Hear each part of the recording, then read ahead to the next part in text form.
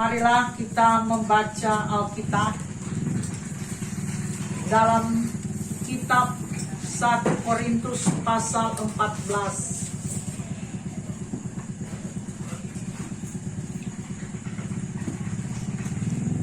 1 Korintus pasal 14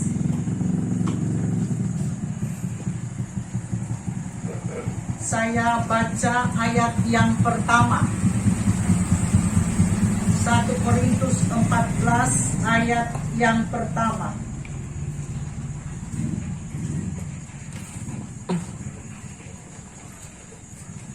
Kejarlah kasih itu dan usahakanlah dirimu memperoleh karunia-karunia roh, terutama karunia untuk bernubuat. Demikian pembacaan Alkitab. Kristus sekarang untuk selama-lamanya. Yang kekasih dalam Tuhan, saudara-saudara, keluarga Sumesei, bahagia sekali. Ini hari Minggu yang terakhir di bulan Januari 2022. Lusa, tanggal 1. Luar biasa dan dahsyat Tuhan itu. Dan betapa mulianya Dia. Sehingga bisa tibakan kita di penghujung bulan Januari 2022 ini. Dan Ibu Aleta dianugerahkan lagi panjang umur 62 tahun hari ini. Dan kita menyatu wanita kaum ibu kolom 4 bersama dengan rukun persaudaraan. Ya. Nah, ibu bapak, saudara-saudaraku di dalam Tuhan, Paulus dalam suratnya ke jemaat Korintus memberikan nasihat untuk selalu jemaat hidup di dalam kasih. Itu yang utama yang dapat merekatkan tali persaudaraan, yang dapat merekatkan persekutuan jemaat Tuhan. Ya, karena kalau orang baca di 1 Korintus pasal 13, dia bicara begitu detail tentang kasih. Karena memang ia memberikan penegasan, ya, bahwa kasih itu akan menjauhkan setiap pribadi anggota jemaat dari iri hati, dari merasa benar sendiri, dari suka menonjolkan diri. Kasih itu yang akan menjauhkan, karena dampak daripada iri hati, menonjolkan diri sendiri, dan suka benar sendiri akan berakibatkan kekacauan dalam persekutuan. Ya, karena memang di jemaat Korintus, karena jemaat metropolitan yang begitu sangat tinggi peradabannya, secara positif tapi juga secara negatif, ya. Karena kota Korintus itu adalah kota pelabuhan, maka kita bisa juga mengingat, menyaksikan kalau bilang kota pelabuhan, pelbagai penyakit sosial itu ada di sana, ya. Sekalipun tinggi pengetahuan, lebih modern dan canggih teknologinya secara positif, tapi secara negatif bahwa penyakit-penyakit sosial juga merajalela dalam kehidupan masyarakat yang ada di kota Korintus. Nah, karena itu Paulus sekali lagi memberikan penegasan bahwa jemaat harus hidup di dalam kasih. Nah, rupa-rupanya dalam persekutuan jemaat ada yang menonjolkan diri, ada sombong rohani karena menganggap mereka memperoleh karunia bahasa roh, ya, karunia berbahasa roh, ya. Kalau tadi ada yang beribadah jam 9, Pendeta Roy Tamawel telah memberi penjelasan tentang itu, ya, bahwa bahasa roh itu, ya, tidak bisa dimengerti, ya, apabila tidak ada yang Tuhan tunjuk untuk menerjemahkan, ya, untuk menafsirkan, ya, karena bahasa roh itu bahasa yang tidak dimengerti, ya. Dia dapat dimengerti apabila ada yang menerjemahkan, yang sesungguhnya dituntun oleh Roh Kudus untuk menerjemahkan itu, ya. Kalau kita orang baca dalam ayat 26 tadi, ya. Karena itu Paulus tidak mengatakan bahwa tidak penting bahasa roh. Bahasa roh itu penting, tapi bahasa roh itu cenderung untuk diri sendiri. Dan karena dia bermanfaat bagi satu komunitas, maka ia harus ada yang menerjemahkan. Coba kita orang baca, ya, ayat yang ke-27 dan 28. Jika ada yang berkata-kata dengan bahasa roh, biarlah 2 atau sebanyaknya 3 orang, seorang demi seorang, dan harus ada seorang lain untuk menafsirkannya. Jika tidak ada orang yang dapat menafsirkannya, hendaklah mereka berdiam diri dalam pertemuan jemaat dan hanya boleh berkata kepada dirinya sendiri dan kepada Allah. Jadi begitu sangat jelas bahwa bahasa roh itu dalam rangka kepentingan diri sendiri. Dan kalau ada yang ditunjuk oleh Tuhan untuk menafsirkan, maka dia sangat bermanfaat bagi persekutuan jemaat.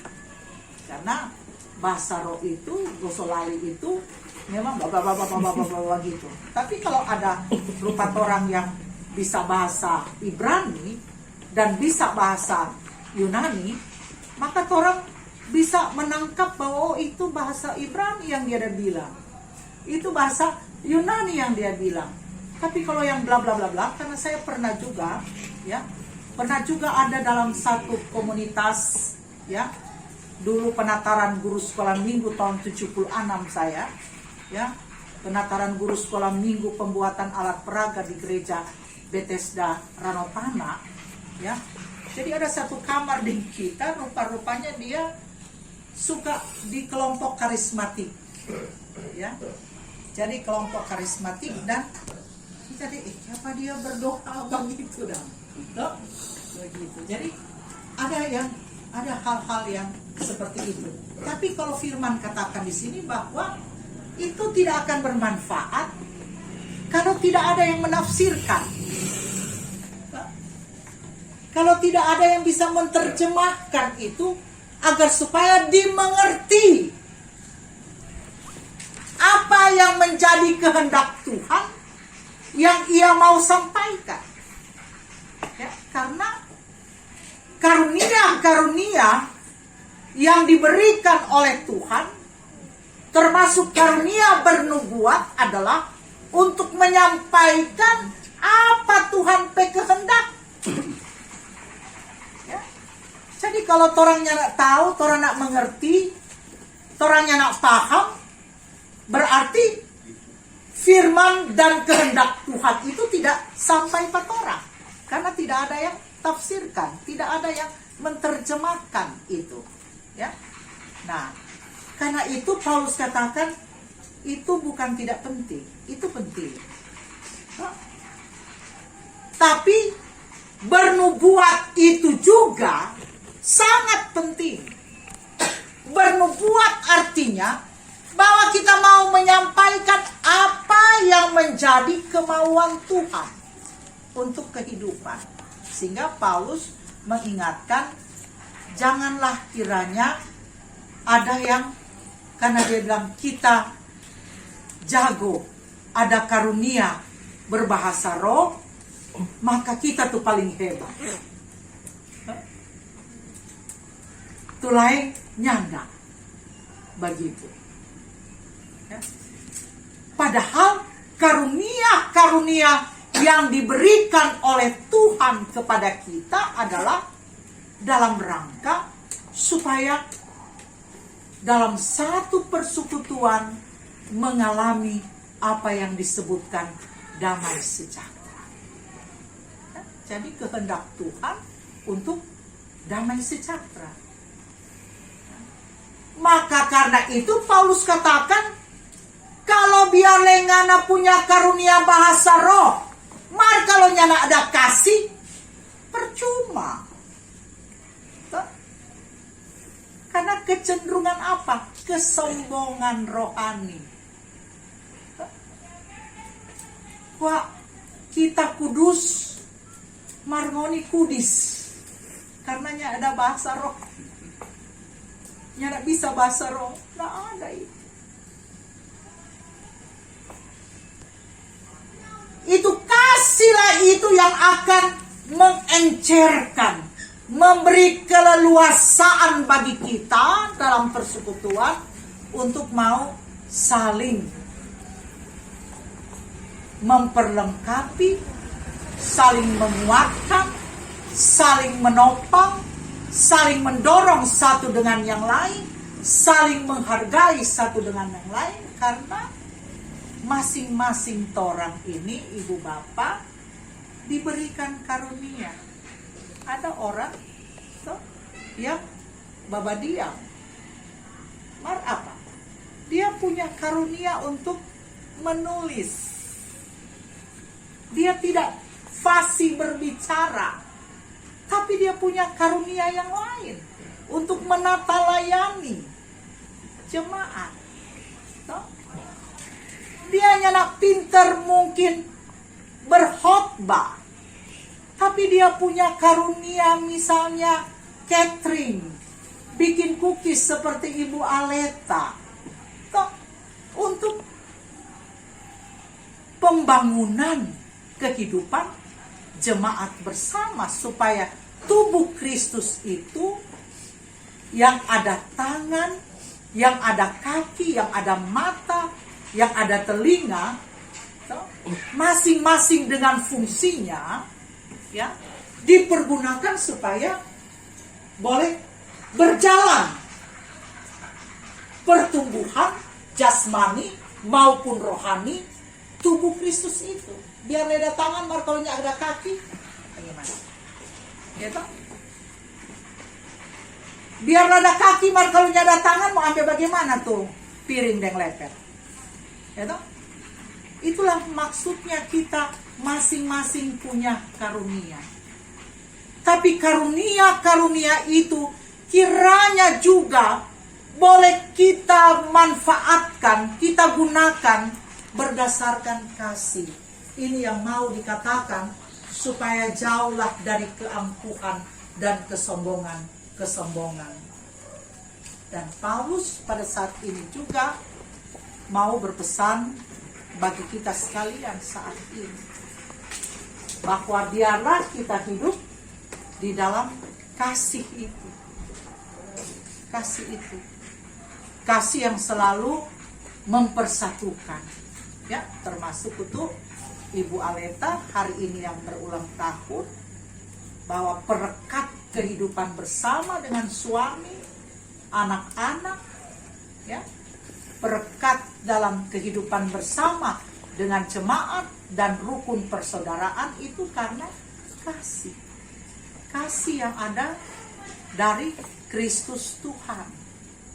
Sehingga itu Paulus katakan, kejarlah kasih itu. Usahakanlah dirimu untuk memperoleh karunia-karunia. Jadi mesti selalu ada upaya, ada gerak dinamis untuk bisa terus mengejar itu kasih. Baik secara pribadi, untuk kehidupan bersama dengan keluarga, maupun juga dalam kehidupan bersama jemaat dan kerukunan persaudaraan. Namanya rukun. Toh, rukun.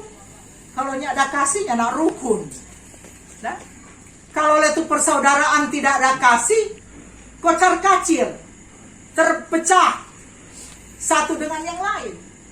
Jadi kekuatan yang ada di dalam pribadi kita untuk bisa tetap terus memanfaatkan karunia-karunia Tuhan itu adalah dengan kasih. Sehingga karunia itu bermanfaat for suami, bermanfaat untuk anak-anak, bermanfaat untuk diri sendiri, bermanfaat untuk jemaat, bermanfaat dalam tali persaudaraan. Jadi, ibu bapak, saudara-saudaraku yang kekasih, kejarlah kasih itu terus. Ibu Aleta, sampai kapanpun Tuhan perkenankan untuk berjalan dalam kehidupan ini. Dan biarlah usahakan itu karunia-karunia itu. Ya. Apa yang ibu lakukan, karunia-karunia baking cookies, toh sekarang sudah jadi komisi KPDP, karunia untuk bernubuat. Ya. Bukan hanya zaman nabi-nabi, karunia untuk bernubuat. Artinya apa? Menyampaikan apa tuh kehendak Tuhan melalui pemberitaan firman, melalui pemberitaan kebenaran Tuhan. Itu tuh nubuat. Memberitakan Injil. Apa pesan-pesan Injil? DP tujuan supaya damai sejahtera itu boleh dinikmati dalam kehidupan kita dari hari ke hari. Jadi ibu bapak, saudara-saudaraku, kejar kasih itu dalam hidup kita dan usahakan terus karunia-karunia itu tetap dipergunakan, bukan hanya kepentingan diri sendiri, tapi untuk kepentingan orang lain. Supaya apa? Supaya kemuliaan Tuhan dinyatakan. Tuhan memberkati orang semua, termasuk Ibu Aleta dan keluarga. Dan Tuhan menolong orang untuk tetap tinggal mengejar kasih dan mengupayakan karunia-karunia. Amin. Saudaraku, kuatkanlah langkahmu dalam kehidupan hari lepas hari untuk pergi menyampaikan kabar selamat bagi dunia ini. Dan terimalah berkat Tuhan.